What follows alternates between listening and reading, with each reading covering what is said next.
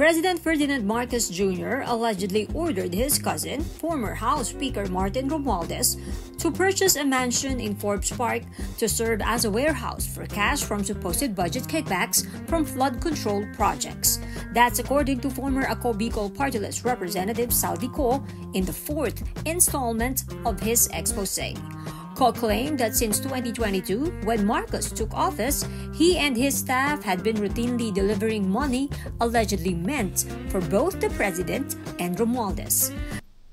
Noong 2022, kakaupo ko pa lang bilang chairman ng House Committee on Appropriations, sinabi na agad sa akin ni Speaker Romualdez na kailangan ko makapag-deliver ng 2 billion pesos kada buwan.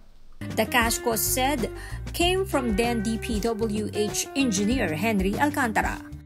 Pagkatapos nilang makuha ang pera, sila Mark at Paul naman ang nag-aayos o nakikipag-coordinate sa tauhan ni Speaker Martin Romualdez na si Jocelyn Sereño para sa pagdi-deliver ng male-maletang pera patungo sa bahay ni Speaker. Una, sa North Forbes Park sa McKinley Drive, at nang lumipat siya sa number 14 Nara Street, South Forbes Park. According to Co, it was Romualdez himself who disclosed that Marcos had allegedly ordered to buy the mansion in South Forbes Park, just a stone's throw away from the president's own residence, so it could be used as a bagsakan and storage site for cash deliveries.